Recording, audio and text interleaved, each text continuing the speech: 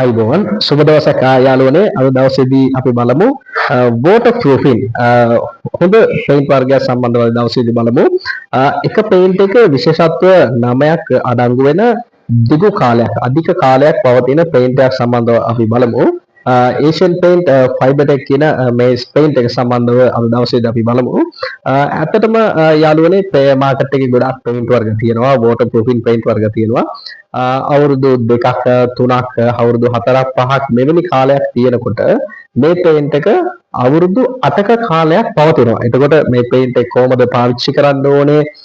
එතකොට මේකට උඩින් ටොප් කෝට් පේන්ට් එකක් පාවිච්චි කරන්න ඕනේ කොහොමද? ඒ වගේම මේක මොන වගේ තැන් වලට පාවිච්චි කරන්න පුළුවන්ද කියලා අද දවසේ අපි බලමු.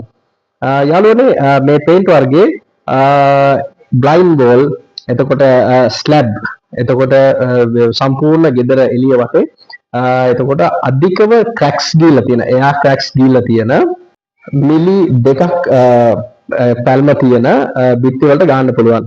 එතකොට ගොඩාක් බ්ලයින්ඩ් වෝල් ගත්තාම සිමෙන්ති සුද තියලා තියෙනවා. ඒතර සිමෙන්ති සුද තියලා තියෙන ඒ සර්ෆස් එකට මේ වෝටර් ප්‍රූෆින් මේ ප්‍රයිමර් පේන්ට් එක ගන්න පුළුවන්. එතකොට මේ පේන්ට් එක එයා ක්‍රැක්ස් වලට ඔරොත්තු දෙනවා මිලි 2ක් වෙනකන් ප්‍රසාරණයට ඔරොත්තු දෙනවා.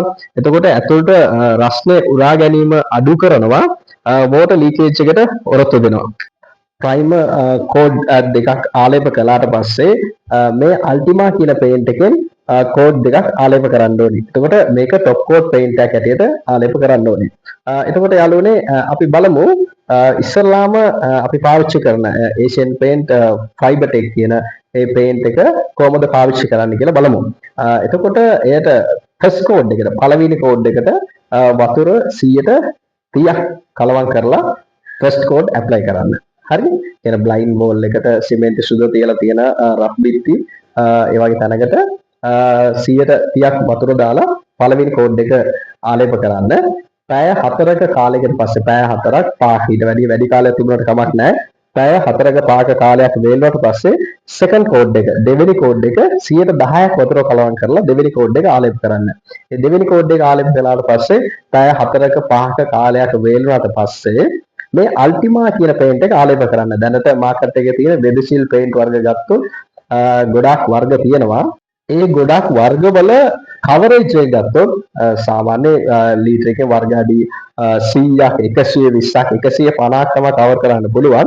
එනමුත් මේ අල්ටිමා කියන පේන්ට් ලීටර් එකෙන් වර්ග අඩි 180ක් 200ක් අතර ප්‍රමාණයක් ආලේප කරන්න පුළුවන්. එතකොට මේ අල්ටිමා කියන පේන්ට් එකට වතුර කලවම් කරන්නට ඕනේ 120ක් 25ක් අතර තමයි කලවම් කරන්න ඕනේ. ඇත්තටම හොඳ පේන්ට් වර්ගයක්. ඔබ වියදම් කරන මුදලත් එක්ක ඔබ බාසුන්නට වියදම් කරන මුදල් කොන්ත්‍රාත්කරුවන්ට වියදම් කරන මුදල් එතකොට අනෙකුත් පේන්ට් වර්ග ආලේප කරන ඒ බාර ගන්න ඔක්කොමත් එක්ක සංසන්දනය කරලා බලනකොට ඇත්තටම හොඳ පේන්ට් එකක්. විශේෂයෙන් මතක් කරන්න ඕනේ පේන්ට් එක ආලේප කරනකොට ෆිලර් වර්ග පාවිච්චි කරනවා. එළියට එක්ස්ටීරියර් වෝල් ෆිලර් ඒ වගේ දේවල් පාවිච්චි කරනවා. එනමුත් මේ පේන්ට් එක මේ වෝටර් ප්‍රූෆින් ඇතුළට වතුර කාන්දු වෙන්නේ නැති වෙන්න ගාන මේ පේන්ට් එකේදී කිසිම ෆිලර් එකක් ආලේප කරන්න එපා. එතකොට මේ ප්‍රයිමර් එකෙන් කෝඩ් දෙකයි. ඒ කියන්නේ පළවෙනි කෝඩ් එකට 130ක් වතුර දැම්මම ගැව්වා. පැය 4ක පහ කාලයක් වේලෙන්න තිබ්බා. දෙවෙනි කෝඩ් එක ආලේප කරා. දෙවෙනි කෝඩ් එකේ 110ක් වතුර දැම්මා. ඒකත් පැය 4ක පහක කාලයක් වේලුණාට පස්සේ තමයි පේන්ට් එකට යන්න ඕනේ. ඒක පුළුවන් නම් ඔයගොල්ලෝ ක්‍රොස් හැඩ් එකකට ආලේප කරනකොට වඩා හොඳයි. ගොඩාක් එයා ටැක්ස් තියෙන බිත් එකකට ඒ කියන්නේ එක අතකට දාලා ඒක අනිත් අතට වෙන්න එහෙම ගෑවොත් වඩා හොඳයි.